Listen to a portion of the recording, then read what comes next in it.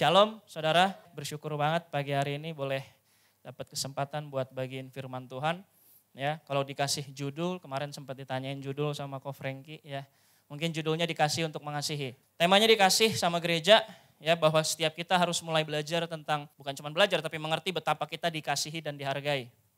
Ya, dan saya percaya bahwa ketika dikasihi dan dihargai ya, adalah sebuah permulaan atau sebuah pintu masuk supaya seseorang mempunyai kehidupan yang lebih baik. Amin. Pastinya setiap kita punya kebutuhan itu, benar gak? Pasti setiap kita punya kebutuhan untuk dikasihi dan dihargai. Tema hari ini, khotbah hari ini benar-benar sebuah kebutuhan dasar. Sebuah kebutuhan dasar buat setiap kita dikasihi dan dihargai. Dan kita akan melihat lebih lanjut betapa luar biasanya Tuhan dalam mengasihi setiap kita. Ya karena gini, kita dikasihi sekali lagi bukan cuma supaya kita menerima kebaikan Tuhan, tapi itu sebuah permulaan. Ya kita perlu menyadari dulu betapa kita dikasihi sama Tuhan. Ya kita perlu menyadari dulu betapa kita dikasihi sama Tuhan sebelum kita belajar untuk mengasihi orang lain. Ya sebelum kita menghargai orang lain, kita perlu tahu betapa kita dihargai sama Tuhan. Ya makanya ada pujian penyembahan itu kan, judulnya Esokan Ku Jelang kan. Ya lagunya bilang siapakah aku ini yang kau hargai dan cintai kan gitu. Karena kita perlu sadar dulu betapa kita dikasihi sama Tuhan. Kita perlu sadar dulu betapa kita dihargai sama Tuhan. Dan nanti kita akan baca satu kisah di Alkitab yang luar biasa yang menggambarkan bagaimana Tuhan mengasihi dan menghargai setiap kita. So kita perlu menyadari dulu ya, sadar itu sesuatu yang sometimes seringkali susah. Kenapa susah? Kenapa kita susah untuk sadar bahwa kita dikasihi sama Tuhan? Karena dunia ini menipu. Kalau kita cari kata kasih di dunia ini, kita search di Google yang muncul adalah hal-hal yang gak jelas biasanya. Ya ketika kita cari search kata love di Google, yang keluar pasti hal-hal yang berbau free sex dan lain sebagainya. Ya kalau sekarang ada tambahan LGBT. Ya karena memang pada dasarnya semalam saya baru renungin juga ya tentang kasih, bahwa kasih dunia ini menipu. Ya deceitful, dia menipu. Cuman kasih dari Tuhan yang benar-benar tulus, dan hari ini kita akan lihat lebih jauh tentang kasih itu. Ya tentang kemurnian kasih Tuhan yang mengasihi setiap kita. Sehingga kita mampu untuk mengasihi orang lain. Dan sekali lagi kita perlu sadar bahwa yang pertama mengasihi kita bukan manusia. Tapi yang pertama mengasihi kita justru Tuhan sendiri. Ya bahkan di dalam Yohanes 15 ayat 16-17 ditegaskan bahwa bukan kita yang memilih Tuhan, tapi Tuhan yang memilih kita. Dia memutuskan untuk mengasihi kita. Ya dia memutuskan untuk mengasihi dunia yang gak layak, bener gak? Ya makanya Yohanes 3 ayat 16 bilang ya, karena begitu besar kasih Allah kan, dunia ini dunia yang gak layak untuk terima kasih Tuhan sebetulnya. Dunia yang gak layak untuk dihargai sama Tuhan. Makanya saya percaya satu hal bahwa gini, kasih itu adalah sebuah keputusan. Kasih bukan emosi atau perasaan, karena kalau kasih emosi atau perasaan pasti berubah-ubah. Kasih adalah sebuah keputusan, meskipun manusia berdoa, Tuhan tetap memutuskan untuk mengasihi kita. Kasih adalah sebuah komitmen, meskipun manusia berdosa, Tuhan masih rela mati buat kita, amin. Dan itu kebenarannya. Ya, dan kita akan belajar dan melihat betapa kita dikasihi Tuhan sebetulnya. Ya, dan sekali lagi kasihnya bukan supaya kita hanya sekedar merasa dikasihi, tapi untuk kita dimampukan mengasihi orang lain. Harusnya nggak panjang sharingnya, cuman satu kisah doang. Ya, di Lukas 19 ayat 1-10, kisahnya tentang Zakheus. Yang menarik perikopnya bahkan Zakheus judulnya. Ya, jadi judul perikopnya kalau kita baca di Alkitab aja judulnya udah Zakheus. Kenapa Zakheus ini jadi seorang yang penting dalam perjalanannya Yesus? Kenapa Zakheus ini jadi pribadi yang kok kayaknya spesial bagi perjalanannya Yesus? Ya kita akan lihat kisahnya. Ya karena ini saya belajar banyak banget dari firman Tuhan yang cuma 10 ayat ini. Ya, ayatnya memang cuma 10 tapi dampaknya luar biasa. Spesiali buat saya pribadi, saya belajar banget tentang kisah Zakheus ini. Firman Tuhannya bilang begini, ya ayat 1-nya, Yesus masuk ke kota Yeriko dan berjalan terus melintasi kota itu. Jadi Yesus pergi ke Yeriko, melintasi ya ke kota Yeriko dan melintasi kota itu. Di situ ada seorang bernama Zakheus. Ya dijelasin siapa Zakheus itu. Zakheus adalah kepala pemungut cukai. Jadi artinya dia bukan cuma pemungut cukai, dia kepalanya. Sekedar informasi buat Bapak Ibu gini. Pemungut cukai itu adalah orang yang dianggap lebih hina dari orang berdosa. Jadi pemungut cukai itu lebih hina dari orang berdosa. Karena bukan cuma pendosa, mereka pengkhianat bangsa biasanya. Di zaman itu begitu. Ya, karena mereka mengutin pajak, memeras orang-orang miskin, memeras orang-orang untuk kepentingan mereka. Untuk memperkaya diri mereka, itu pemungut cukai. Makanya pemungut cukai adalah yang paling tidak disukai. Ya, ada satu kisah seorang Farisi dia datang ke rumah ibadat, waktu itu Yesus kasih perumpamaan, bener gak? Ada 2 orang datang ke rumah ibadah, satu orang Farisi dan yang satu lagi pemungut cukai. Kita masih ingat doanya si orang Farisi, ini apa? Tuhan terima kasih karena Engkau tidak menjadikan aku seperti pendosa atau bahkan pemungut cukai ini. Ada penekanan di situ, bener gak? Kenapa ada penekanan? Karena pemungut cukai adalah status yang paling hina waktu itu. Gak ada yang mau bergaul sama mereka, gak ada yang mau berteman sama mereka. Yang lebih parahnya lagi, Zakeus adalah kepalanya. Jadi bukan cuma sebagai pemungut cukai, tapi dia kepala pemungut cukai. Ya. Jadi udah gak ada lagi yang menghargai dia. Udah pasti. Yang senang sama dia cuma anak buahnya doang. Karena harus menjilat dia supaya dapat duit kan gitu. Dan ia seorang yang kaya. Tapi kita tahu kekayaannya dari mana. Kan begitu. Ya kan? Kekayaannya dari memeras sesamanya. Itu ayat keduanya. Itu gambaran firman Tuhan tentang siapa Zakeus. Ya, diperkenalkan sebagai seorang penjahat, tapi diakhiri sebagai seorang yang bertobat. Diakhiri sebagai seorang penjahat, diperkenalkan firman Tuhan sebagai seorang penjahat karena dia pemungut cukai. Ya, ayat ketiganya bilang Bapak, ia berusaha untuk melihat orang apakah Yesus itu. Jadi pada masa itu Yesus lagi terkenal banget Bapak Ibu. Yesus lagi jadi influencer lah kalau bisa dibilang. Ya, followernya banyak banget. 5.000 orang lebih. Banyak banget gitu. Ya, dan dia berusaha untuk melihat siapa Yesus. Siapa yang lagi lewat. Kenapa orang rame-rame ngumpul buat melihat Yesus? Ya berusaha untuk melihat apakah apakah Yesus itu, tetapi apa? Dia nggak berhasil. Dia nggak berhasil karena orang banyak. Dan apa? Sebab badannya pendek, ini alasannya. Ya harusnya sih enggak ya, karena firman Tuhan adalah kebenaran. Kenapa digambarkan seperti ini? Ya karena ini menunjukkan sesuatu yang penting. Ini menunjukkan sesuatu yang penting. Dia nggak berhasil melihat Yesus karena badannya pendek. Ada sebuah keterbatasan untuk dia melihat Yesus. Ya, ada sebuah keterbatasan. Tapi di ayat 4 ini menarik banget. Responnya Zakeus bukan menyerah karena keterbatasannya dia. Bukan menyerah karena dia punya keterbatasan untuk melihat Yesus. Tapi dia apa? Maka berlarilah ia mendahului orang banyak. Lihat ya, ini si pendosa ini. Ya tertarik sama Yesus ternyata. Ya sekali lagi, Yesus selalu menjadi daya tarik yang utama sebenarnya. Ya bahkan bagi pendosa yang satu ini. Ya maka berlarilah ia mendahului orang banyak. Lalu apa? Memanjat pohon ara. Ya artinya dia benar-benar berusaha untuk sekedar melihat Yesus. Dia cuma sekedar untuk melihat Yesus doang. Dia berusaha, dia berlari, ngelewatin kerumunan orang banyak. Ini sebuah respon yang nanti akan kita bahas juga. Berlarilah ia mendahului orang banyak, lalu memanjat pohon ara untuk melihat Yesus yang akan lewat itu. Tujuannya cuma ngelihat, penasaran dia karena siapa sih Yesus nih?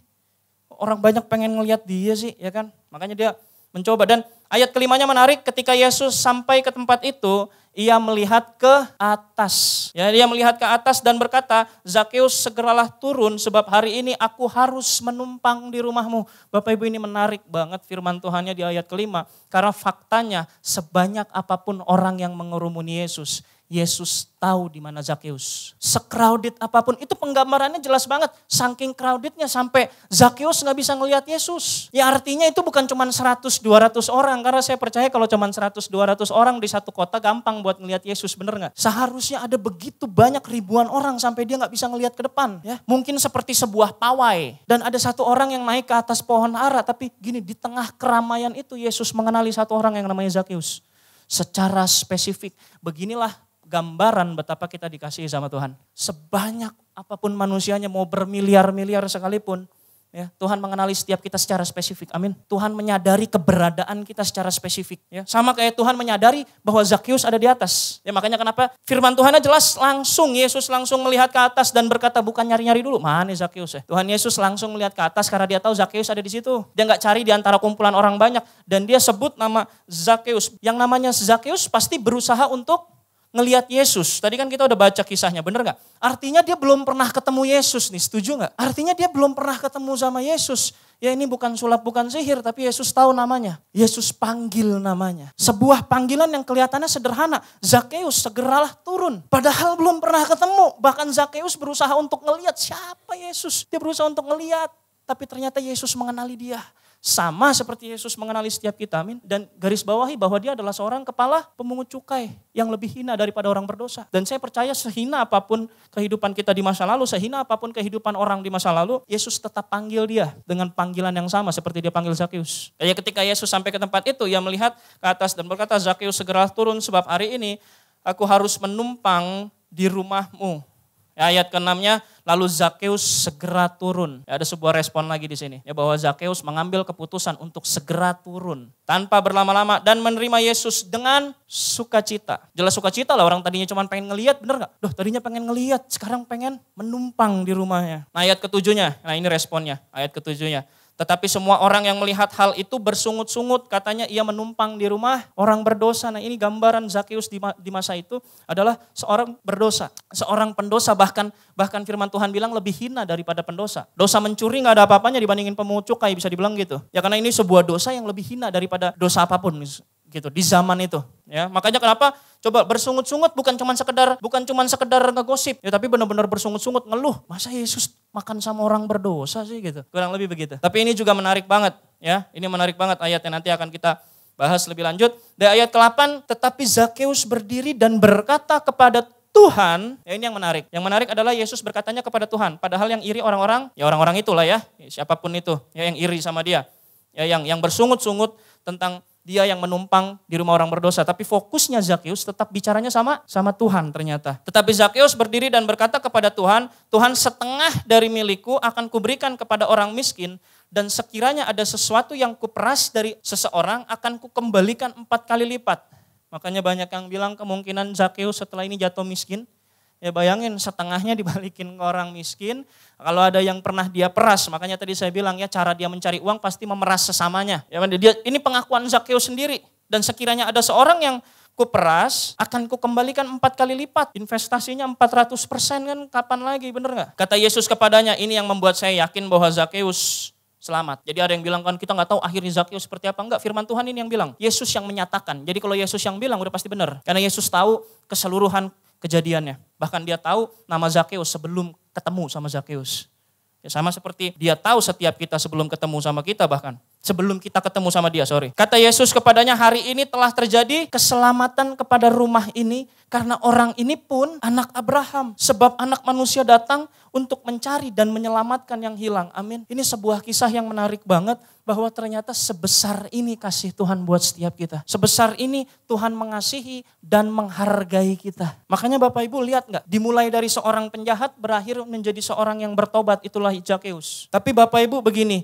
Saya percaya bahwa setiap kita manusia mungkin memulai seperti Zakeus. Setiap kita manusia mungkin memulai seperti Zakeus. Tapi setiap kita manusia harus berakhir serupa Kristus. Amin. Setiap kita memulai seperti Zakeus, tapi setiap kita harus berakhir serupa Kristus. Zakeus dikasihi bukan supaya dia menerima kasih cuma-cuma begitu aja. Dia dikasihi dan dihargai sama Tuhan supaya dia apa? Menjadi seperti Kristus. Bukan lagi menjadi seperti Zakeus yang lama. Dia dari seorang yang suka memeras jadi seorang yang murah hati. Dari seorang yang tadinya pendosa akhirnya menjadi orang yang bertobat. Amin. Dan apa yang kita bisa pelajari dari kisah ini? Seringkali kisah ini berfokus sama Zakeusnya. Justru saya pengen kita berfokus kepada Tuhan Yesus. Ya, ada 5 hal saya catat di sini, ada 5 hal bagaimana kita belajar seperti Kristus yang mengasihi dan menghargai. Karena kita harus sadar dulu, tapi sebelumnya betapa kita dikasihi dan dihargai sama Tuhan. Amin. Dan kalau bicara tentang dikasihi dan dihargai sama Tuhan, sebesar kasih Tuhan kepada Zakeus, yang adalah seorang pemungut cukai, yang adalah seorang yang paling hina di zamannya. Sebesar itu kasihnya Tuhan. Dan kasih yang dikasih sama Tuhan bukan supaya kita hidup sembarangan, amin. Tapi supaya kita hidup seperti Kristus. Yang pertama apa yang bisa kita lihat dari kisah ini? Ya, yang pertama adalah Yesus menghargai setiap usaha yang kecil. Yesus menghargai setiap usaha sekecil apapun. Usahanya Zakeus apa sih? Mencuci kaki Yesus? Enggak. Ngusir setan? Enggak. Menyembuhkan orang sakit? Enggak. Usahanya Zakeus cuma satu. Dia berusaha ngelihat Yesus. Sebuah usaha yang mungkin kelihatannya kecil, mungkin kelihatannya sepele. Bener gak? Kelihatannya kayaknya gak ada nilainya. Gak keren pelayanan Zakeus. Pelayanannya cuma apa? Berlari untuk ngelihat siapa Yesus. Dia cuma berusaha untuk ngelihat Yesus. Tapi lihat gak respon Tuhan Yesus? Yesus menghargai Zakeus. Yang lain mungkin gampang untuk ngelihat Yesus. Tapi ada keterbatasan dari Zakeus untuk ngelihat Yesus. Dan Zakeus berusaha untuk tetap ngelihat Yesus. Sebuah usaha yang kecil tapi dihargai secara luar biasa sama Tuhan. Amin. Maka saya percaya setiap kita juga perlu belajar untuk menghargai orang lain mengasihi orang lain seperti Yesus mengasihi Zakeus. Meskipun usahanya mungkin kecil, mungkin perubahannya sedikit demi sedikit, tapi kita bisa nggak kita untuk belajar mengapresiasi dan menghargai orang lain? Usahanya Zakeus cuman berlari, dia nggak harus doa 40 hari 40 malam, enggak. Usaha Zakeus cuman berusaha untuk ngelihat Yesus. Tapi yang menarik apa? Yesus berusaha untuk menghargai usaha Zakeus. Dan ini menarik banget. Ya, dan setiap kita perlu belajar bahwa kita dikasihi untuk mengasihi. Bahwa kita harus mulai belajar juga untuk apa? Menghargai bahkan orang berdosa sekalipun. Karena sekali lagi saya percaya bahwa setiap kita memulai seperti Zakeus. Setiap kita memulai sebagai orang berdosa. Ya, tapi setiap kita juga harus berakhir seperti Kristus yang menghargai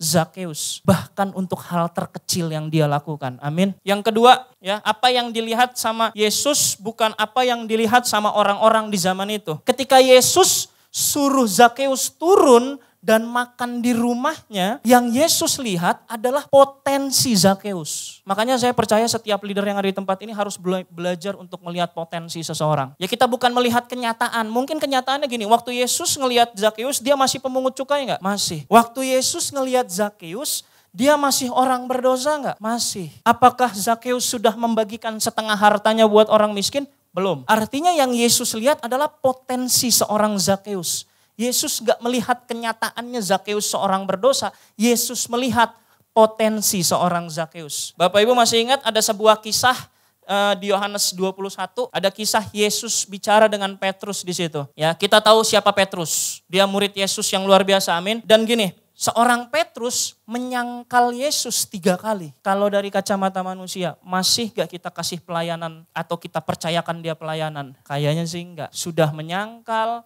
terus meninggalkan Yesus, terus kembali ke kehidupan yang lama, itu gambaran seorang Petrus. Tapi ternyata Yesus enggak kayak gitu. Ternyata Yesus ngelihat potensi seorang Petrus. Makanya kenapa di situ ada percakapan apa? Antara Yesus dengan Petrus, dan Yesus bilang apa? Gembalakanlah domba-dombaku. Itu yang dibilang sama Tuhan Yesus ke Petrus. Karena apa? Yang dilihat adalah sebuah potensi.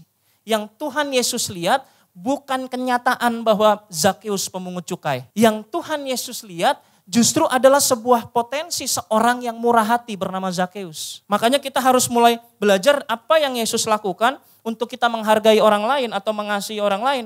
Kita harus melihat dari kacamatanya Tuhan. Kita harus melihat bahwa setiap orang punya potensi dan kesempatan. Dan saya percaya juga bahwa gini, saya bersyukur juga gitu maksudnya ya. Di tempat ini saya dikasih kesempatan untuk setiap potensi saya. Saya ingat banget waktu saya awal pelayanan Bapak Ibu. Saya awal pelayanan tuh salah satu hal yang paling saya nggak suka adalah ngomong.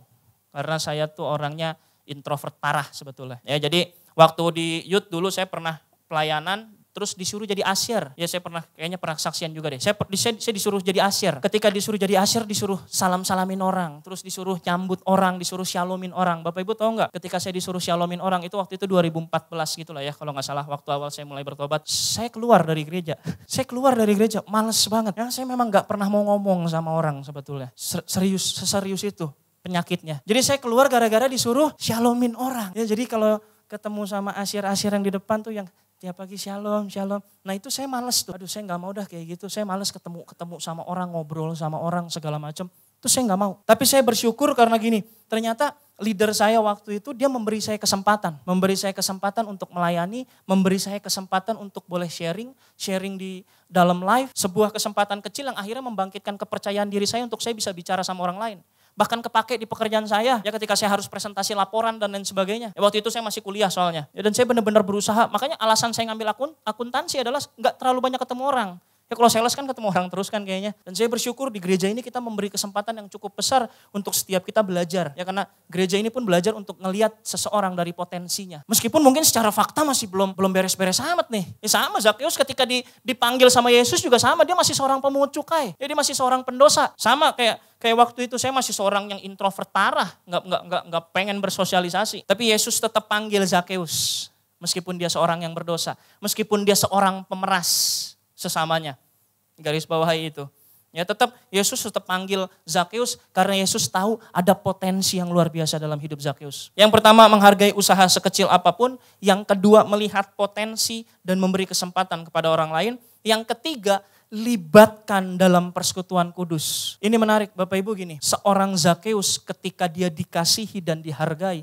terjadi sebuah transformasi yang luar biasa. Bayangin ya, seorang yang tertolak seperti Zakeus, seorang yang berdosa seperti Zakeus, ya, tiba-tiba dikasih kesempatan sama Tuhan, dipanggil sama Tuhan, dan Tuhan secara spesifik bilang, hari ini aku harus menumpang di rumahmu. Yesus bilang, Zakeus segeralah turun di ayat kelimanya, sebab hari ini aku harus menumpang di rumahmu.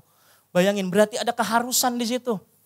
Ini kewajiban nih kalau udah Yesus yang ngomong harus kan gitu. Berarti ada sebuah, bukan cuma sekedar kayaknya harus numpang di rumahmu deh. Enggak. Bukan kayaknya, ini benar-benar harus. Artinya gini, Yesus melibatkan Zakeus dalam pelayanannya. Mungkin sebuah momen kecil di 3,5 tahun pelayanannya Yesus, di 3,5 tahun pelayanan Yesus, mungkin saya nggak tahu sih berapa hari dia menumpang di rumah Zakeus, atau mungkin hanya beberapa jam, saya nggak tahu ya. Kadang nggak ditulisin di Alkitab. Tapi mungkin ya cuman merujuk pada kata hari ini berarti 1 hari. Anggaplah hari ini berarti 1 hari. Mungkin dari 3,5 tahun cuman 1 hari keterlibatan Zakeus dalam pelayanan Yesus. Cuman sebuah keterlibatan kecil dalam perjalanan Yesus yang luar biasa di muka bumi ini. Tapi Yesus melibatkan Zakeus dalam pelayanannya. Karena di hari itu ada yang memberi tumpangan sama Yesus, benar nggak? Dan kita tahu namanya Zakeus. Ya makanya kenapa untuk menghargai orang lain kita perlu belajar untuk melibatkan orang itu dalam setiap pelayanan-pelayanan kudus. Sama seperti Yesus yang melibatkan Zakeus dalam pelayanannya. Mungkin kecil sih, mungkin cuman yang gak kehitung lah dibandingin sama pelayanan Petrus dan teman-teman yang lain. Bener gak? Yang hampir tiap hari kayaknya ngusirin setan lah, terus udah gitu ngasih makan 5.000 orang, semua dikerjain. Zakeus cuman ngasih tumpangan. Ya tapi saya percaya satu hal Bapak Ibu begini, ya ketika Zakeus kasih tumpangan, dia nggak cuman sekedar kasih tempat tapi juga kasih makanan. Karena di dalam kitab Wahyu bilang Yesus itu menunggu di depan pintu, barang siapa memberikan dia kesempatan buat masuk, Yesus akan masuk dan makan bersama dengan orang itu. Makanya kenapa banyak orang-orang yang bersungut-sungut, ya karena makan satu meja dengan orang berdosa adalah sesuatu yang najis buat orang Yahudi. Tapi Yesus ambil kesempatan itu. Dan di hari itu Zakeus terlibat dalam pelayanan Yesus meskipun cuma 1 hari. Libatkan, dan saya percaya begini ya, ketika seseorang diberi keterlibatan itu yang akan mulai mengubah seseorang. Itu mampu untuk mengubah persepsi seseorang tentang dirinya. Sudut pandang dia tentang dirinya. Dari yang gak berharga jadi berharga. Karena dia diizinkan untuk terlibat. Dia selama ini seorang Zakeus mungkin cuma duduk di pojokan gitu ya. Bahkan mungkin gak berani ke tempat ibadah. Ya bait Allah suci. Gak boleh orang berdosa sembarangan masuk ke situ. Ya tapi ternyata bukan sekedar itu. Bukan cuma sekedar diizinkan untuk datang ke bait Allah. Bahkan Yesus sendiri datang ke rumah dia. Ngeri gak? Kalau kita bilang bait Allah adalah rumah Tuhan, Tuhan sendiri datang ke rumah dia. Dan ketika diizinkan masuk, coba lihat ada sebuah transformasi yang luar biasa. Makanya yang pertama menghargai usaha sekecil apapun, yang kedua melihat potensi seseorang, yang ketiga libatkan dalam persekutuan kudus. Entah itu pelayanan yang kecil sekalipun, libatkan. Bapak Ibu, saya pengen kasih sedikit kesaksian. Mungkin agak nggak nyambung, tapi saya merasa saya pengen kasih kesaksian ini. Saya belajar banget tentang iman dari teman saya, karena beliau beberapa waktu yang lalu meninggal. Ya, jadi sebuah duka cita, sometimes kita masih suka kalau di live suka kepikiran. Ini salah satu teman live, saya senang satu hal dari dia adalah dia bukan dari orang Kristen, dia lahir bukan Kristen. Dia lahir sebagai orang yang ya sepupu jauh, bisa dibilang. Ada sebuah hal yang luar biasa dari dia adalah begini, dia punya kerinduan yang besar untuk melayani. Ya, dia meninggal karena sebuah sakit, ya tapi saya percaya bahwa dia sudah bersama dengan Tuhan karena imannya. Dia bukan dari orang yang lahir Kristen, dia akhirnya memutuskan untuk dibaptis di tempat ini juga. Yang menarik adalah begini Bapak Ibu, bahkan satu keluarganya bukan orang percaya, tapi dia punya kerinduan untuk melayani. Jadi sebenarnya dia udah ngomong sama saya, ya karena memang gereja kita Next Gen belum buka rekrutmen pelayanan, ya karena memang bukanya kemungkinan setahun sekali untuk rekrutmen pelayanan. Jadi saya kasih dia kesempatan untuk melayani di live. Jadi kalau di live, di ibadah live itu yang ngatur-ngaturin siapa yang sharing, kita kan ganti-gantian. Nah itu terus rundownnya, jadwalnya itu semua dia. Ya saya belajar untuk melibatkan dia dari hal-hal yang kecil. Saya belajar untuk menghargai potensinya. Yesus menghargai potensi saya. Seperti waktu pemimpin saya ngelihat saya. Dan saya bersyukur diperkenalkan dengan orang itu, seorang teman yang baik, yang punya kerinduan untuk melayani. Makanya kenapa Bapak Ibu saya pengen ngingetin bahwa pelayanan adalah sebuah kesempatan. Karena gak semua orang bahkan ternyata bisa melayani. Ketika teman saya pengen banget melayani, ternyata dia dipanggil duluan. Ya gak apa-apa lah, pelayanannya mungkin di sana. Tapi ternyata gak semua orang punya kesempatan untuk melayani di muka bumi. Itu yang yang saya maksud. Even udah Kristen sekalipun. Ya. Keluarganya dia nggak percaya sama Tuhan dan kemungkinan besar keluarganya nggak setuju dia Kristen. Ya artinya ketika dia melayani atau dia datang ke gereja sebetulnya dia mengambil sebuah resiko setiap minggunya. Saya berharap supaya setiap kita belajar juga untuk menghargai setiap waktu yang kita punya untuk melayani Tuhan. Amin. Poin ketiga, libatkan ya, dan setiap pemimpin harus melibatkan setiap anggotanya. Ya, setiap anggota life-nya, bahkan setiap jemaat yang di sini untuk terlibat dalam persekutuan kudus, dalam pelayanan-pelayanan. Sama seperti Yesus yang melibatkan Zakeus. Mungkin cuma hal yang kecil sih, tapi dampaknya luar biasa. Bahkan dibikinin perikop sendiri kisahnya, bener gak? Judulnya Zakeus, namanya dicatat dalam Alkitab. Ya kalau dicatat di Guinness Book of Record aja kayaknya udah hebat banget, bener gak? Mantep banget nih orang kalau misalnya dia udah kecatat di buku rekor gitu kan. Tapi yang ini kecatatnya di Alkitab, bayangin namanya jadi judul sebuah perikop, Zakeus. Pelayanannya cuma 1 hari, ya Petrus pelayanannya berhari-hari tuh, gak tahu ya ada suratnya sih kalau dia. Ya tapi kalau yang ini cuma 1 hari tapi dijadiin 1 perikop khusus untuk mengingat tentang Zakeus. Dan ternyata pelayanannya cuma dilibatkan 1 hari. Yang keempat poinnya adalah penerimaan. Penerimaan, Bapak Ibu, saya percaya bahwa penerimaan adalah pintu masuk perubahan. Karena bagaimana kita bisa melihat seseorang berubah kehidupannya kalau kita bahkan gak pernah nerima orang itu. Bentuk penerimaan Yesus ngeri banget. Bentuk penerimaannya Yesus, dia benar-benar gak cuma sekedar ngomong, ya saya menerima kamu Zakeus. Enggak. Yesus bahkan datang ke rumah Zakeus dan makan bersama dengan dia. Itu yang ngeri. Sebuah penerimaan. Dan penerimaan yang akhirnya kita tahu, kita ngerti perubahan seperti apa yang terjadi. Bayangin seorang Zakeus yang tadinya seorang pendosa, yang tadinya seorang yang pemeras sesamanya. Di ayat 8 Zakeus berdiri dan berkata kepada Tuhan, Tuhan setengah dari milikku akan kuberikan kepada orang yang miskin. Dan sekiranya ada sesuatu yang kuperas dari seseorang akan kukembalikan 4 kali lipat. Dimulai dari sebuah penerimaan. Dimulai ketika Yesus menerima Zakeus. Perubahan terjadi. Jadi poin yang keempat, kita harus belajar menerima setiap orang. Cara kita mengasihi dan menghargai orang lain adalah gampang. Terima dia apa adanya. Yesus gak mengutuki Zakeus loh. Kenapa kamu bikin dosa itu? Kenapa kamu jadi pemungut cukai? Enggak. Yang Yesus lakukan pertama kali adalah nerima dulu. Pengajaran dan teguran bisa berjalan seiring waktu. Tapi yang paling utama adalah penerimaannya dulu. Penerimaannya dulu. Karena kalau penolakan di awal, makanya kenapa saya bisa bilang hidup Zakeus adalah hidup yang tertolak. Karena satu kota gak ada yang senang sama dia. Makanya bahkan sampai ketika Yesus datang ke rumahnya dia, semua orang bersungut-sungut, bener gak? Bersungut-sungut, ngeluh. Kok gitu sih? Kok Yesus malah makan bareng sama Zakeus?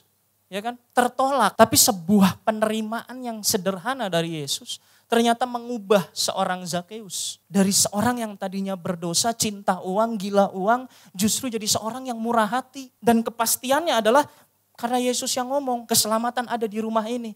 Yesus yang ngomong, bukan cuma kepada Zakeus ini yang menarik. Bukan cuma keselamatan terjadi atas Zakeus, bukan. Ternyata keselamatan terjadi kepada rumah ini. Sebuah penerimaan yang membuat Zakeus bertobat yang akhirnya berdampak pada keseluruh keluarganya. Karena firman Tuhan yang bilang, ternyata keselamatannya bukan kepada Zakeus doang, tapi kepada seluruh rumah tangganya. Dimulai dari sebuah penerimaan yang sangat kecil. Dan poin yang terakhir, yang kelima, Bapak Ibu, kita mau belajar khususnya mungkin di bulan ini dan seterusnya adalah budaya apresiasi. Bagaimana seorang pribadi seperti Kristus yang begitu luar biasa mengapresiasi setiap hal yang dilakukan oleh Zakeus.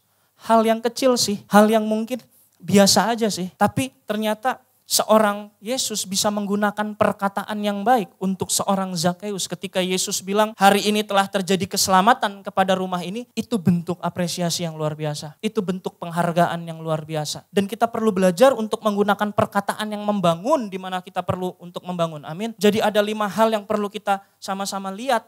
Dan saya juga belajar banget. Saya juga belajar banget ketika saya nyusun bahan ini. Sometimes ternyata mungkin kita masih melewatkan 1-2 hal. Bagaimana kita menghargai usaha orang sekecil apapun. Yang kedua, kita belajar untuk melihat potensi seseorang dan memberi kesempatan pada orang lain. Yang ketiga, libatkan dalam persekutuan kudus. Yang keempat, lakukan penerimaan secara penuh. Dan yang terakhir, belajar mengapresiasi orang lain dengan perkataan kita. Kita harus memuji, belajar mengapresiasi orang lain. Saya belajar dari Pastor Wendy, ketuanya Next Gen. Ya, saya belajar tentang yang namanya apresiasi. Kadang kalau misalnya di worship night hari Jumat yang melayani itu mungkin orang-orang baru. Orang-orang yang mungkin masih belajar. Jadi main gitar nih, misalnya main gitar itu masih baru sembari belajar. Sometimes mungkin ada miss-missnya sih, ada salah-salahnya. Tapi saya belajar satu hal bahwa ternyata begini, kerelaan hati orang itu untuk melayani aja kita perlu apresiasi, bener gak? Kerelaan orang itu untuk belajar udah cukup buat kita untuk mengapresiasi dia. Bukan kesempurnaan permainan musiknya, kerelaan hatinya at least kita selalu punya 1000 alasan harusnya untuk kita bisa mengapresiasi orang lain. Dan saya belajar untuk mengapresiasi orang lain sekecil apapun usahanya dengan perkataan kita, dengan sekedar bilang thank you ya, dengan sekedar mungkin bilang hari ini luar biasa banget pelayanannya. Hal yang sederhana, hal yang kecil, yang mungkin biasa aja. Tapi Bapak Ibu saya pernah dengar satu cerita salah satu anak ya, dia tersentuh sama mentornya itu bukan karena mentornya usaha keras melayani dia, bukan. Mentornya cuma nanya sebuah pertanyaan yang sederhana, bro apa kabar? Dia cuma nanya begitu, itu sebuah dia merasa dihargai banget dengan perkataan yang singkat itu. Artinya sometimes kita mungkin ya, kita gak pernah sadari bahwa ternyata shalomnya kita buat orang lain itu jadi berkat buat orang lain. Kita mungkin gak menyadari bahwa say thank you-nya kita sama orang lain. Terima kasih ya udah bantu saya, terima kasih ya udah tolong saya. Pakaian kamu bagus deh hari ini. Kita gak pernah tahu kalau ternyata omongan yang kecil itu ternyata yang membangkitkan kepercayaan diri orang lain. Kita gak pernah tahu. So hari ini saya percaya banget bahwa setiap kita perlu belajar. Ya, Yesus cuman melakukan hal yang sederhana. Zakeus, aku harus menumpang di rumahmu. Oke, sebuah hal yang sederhana sekali. Tapi dampaknya luar biasa bahkan bagi seisi rumah Zakeus. Amin.